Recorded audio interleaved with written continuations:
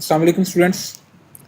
इस लेक्चर में हम डिस्कस करने वाले हैं integral of inverse trigonometric function topic को, कि कैसे किसी भी इनवर्स ट्रिग्नोमेट्रिक फंक्शन का इंटीग्रल फाइंड किया जाता है।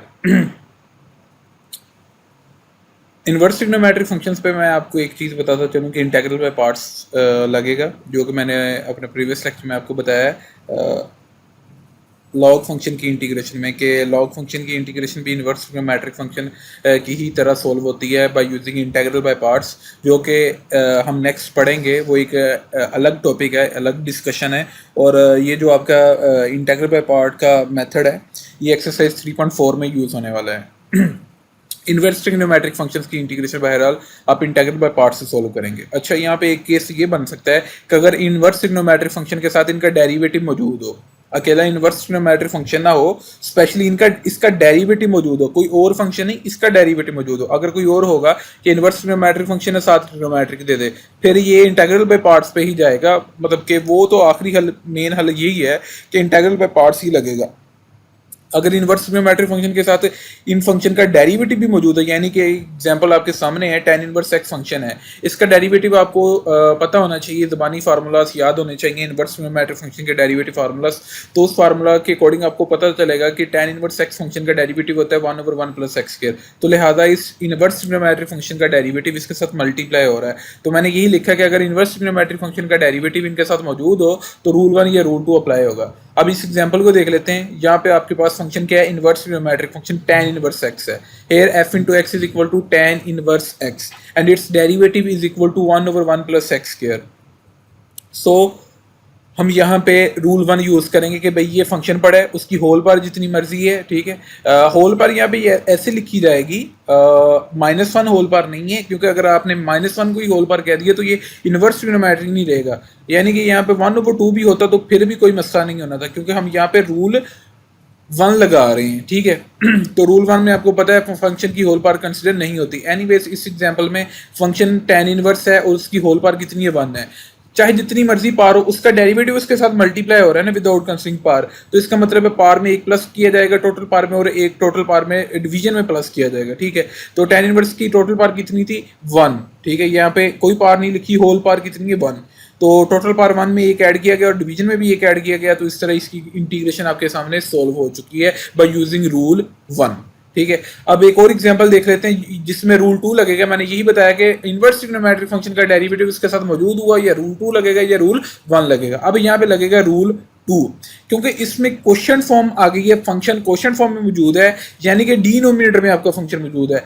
इस केस में क्या था, फंक्शन न्यूमिनेटर में मौजूद था, उसके डिनोमिनेटर में 1 मौजूद है, ये है आपका फंक्शन, और फंक्शन का डेरिवेटिव उसके साथ नेक्स्ट मल्टीप्लाई हो रहा है। इस केस में, जिस केस में आप रूल 2 लगाना चाह रहे हैं, यहाँ पे क्या है कि आपका फंक्शन डिवीजन में मौजूद है, ठीक है, और फंक्शन का डेरिवेटिव न्यूमिनेटर में मौजूद है। यानी कि यहाँ पे रूल 2 का केस बन रहा है। और रूल 2 के लिए मैंने आपको बताया था कि रूल 2 में क्वेश्चन फॉर्म मौजूद होती है, बटे के नीचे फंक्शन होता है, उसकी होल पार 1 होती है और उसका डेरिवेटिव ऊपर मौजूद होता है। अच्छा, यहाँ पे होल पार कितनी है, 1। तो स्टूडेंट्स मैं आपको एक बात बताता चलूँ, यहाँ पे अगर एक मिसाल यहाँ पे पार होती 1/2, यानी कि 1/2, तो यहाँ पे चाहे बटे के नीचे फंक्शन मौजूद है, मगर वहाँ इस केस में रूल 2 नहीं लगना था। उसकी रीज़न ये है क्योंकि रूल 2 के लिए 2 कंडीशंस का फुलफिल होना बहुत ज़रूरी है, कि बटे के नीचे मौजूद फंक्शन की होल पार 1, और दूसरी चीज़ ये है कि उसका डेरिवेटिव न्यूमिनेटर में मौजूद होना चाहिए। ये 2 कंडीशंस का फुलफिल होना ज़रूरी है। मगर इस केस में फंक्शन की होल पार कितनी है, 1/2, ये जो मैंने लिखी हुई है। अगर मैं यहाँ पे 1/2 लिख दूं तो यहाँ पे रूल 2 नहीं लगेगा। अब यहाँ पे क्या किया जाएगा, इसको बटे के ऊपर ले जाऊंगा, मतलब कि बटा खत्म कर दूंगा, tan इनवर्स x को उठाकर ऊपर ले जाऊंगा, तो ये ही 1/2 जो पार मैंने लिखी है, मैनुअली लिखी है, ये ऊपर जाकर -1/2 बन जाएगी। तो यहाँ पे रूल 1 अप्लाई हो जाएगा। एनीवेज हम जो एग्जाम्पल डिस्कस कर रहे हैं उसमें हमने बटे के नीचे फंक्शन को लिया है, रूल 2 का केस बनाया है, और उसमें होल पार भी 1 ली गई है। इस केस में ये क्वेश्चन आपको नजर आ रहा है, tan इनवर्स x की होल पार भी 1 है और फंक्शन का डेरिवेटिव भी बटे के ऊपर बन रहा है, लिहाजा यहाँ पे लग रहा है जी रूल 2, ठीक हो गया। तो इस तरह इसकी इंटीग्रेशन होगी ln tan inverse x + c, यानी कि ln फंक्शन बटे के नीचे जो मौजूद है plus c, that's an answer.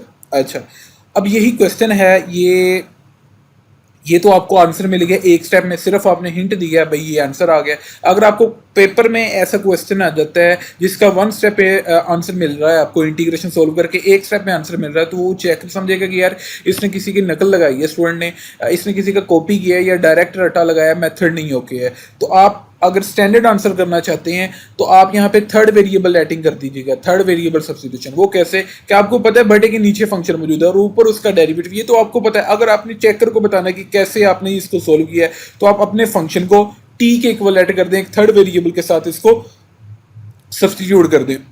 अब इसकी जगह तो बटे के नीचे चला जाएगा टी। अब यहाँ पे dx की जगह क्या होना चाहिए, dt होना चाहिए। जब बटे के नीचे tan इनवर्स x की जगह t जाएगा तो बटे के नीचे क्या होना चाहिए, dt होना चाहिए।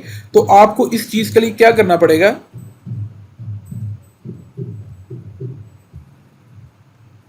तो आप यहां पे dt बनाने के लिए डिफरेंशियल लेंगे, टी का डिफरेंशियल dt बन जाएगा। tan इनवर्स x का डिफरेंशियल लेना है आपने, जैसे कि tan इनवर्स x का डेरिवेटिव लिया जाता है वो आता है 1/1 प्लस एक्स स्क्वायर। इसी तरह tan इनवर्स x का डिफरेंशियल आया 1/1 प्लस एक्स स्क्वायर, ये आपके सामने आ चुका। फिर इसके साथ इसके एंगल का भी डिफरेंशियल लेना है, एंगल का डिफरेंशियल होगा dx। डिफरेंशियल और डेरिवेटिव का आपको डिफरेंस पता है। मैं ये 3.1 के जो फर्स्ट लेक्चर था हमारा 3.1 एक्सरसाइज थी चैप्टर की, चैप्टर नंबर 3 की, उसमें भी बता चुका हूँ कि डेरिवेटिव होता है चेंज फाइंड करना फंक्शन में या वेरिएबल में, किसी वेरिएबल के हिसाब से, किसी इंडिपेंडेंट वेरिएबल के हिसाब से। मगर डिफरेंशियल होता है किसी वेरिएबल या किसी फंक्शन में सिंपली चेंज फाइंड करना। तो हम यहाँ पे सिंपली चेंज फाइंड कर रहे हैं कि ये नहीं है कि एक्स के हिसाब से कर रहे हैं या वाई के हिसाब से कर रहे हैं। tan इनवर्स एक्स में चेंज फाइंड करना चाहा हमने, जैसे डेरिवेटिव लेते हैं tan इनवर्स एक्स का डेरिवेटिव आ गया 1/1 प्लस एक्स स्क्वायर और साथ इसके एंगल का डिफरेंशियल लिया गया, वो बन गया जी dx। इसका मतलब है जी कि बटे के ऊपर जहां पे मौजूद है 1/1 प्लस एक्स के dx, उसकी जगह चला जाएगा dt, और बटे के नीचे मौजूद है tan इनवर्स एक्स, उसकी जगह चला जाएगा t। तो इस तरह आपका इंटेग्रल बन जाएगा, इंटेग्रल बिकम्स बटे के ऊपर dt और बटे के नीचे t। ये जो आपने लेटिंग की है इसके अकॉर्डिंग सब्स्टिट्यूशन की है आपने, तो आपका जो गिवन इंटेग्रल था वो इसके शक्ल में बन गया।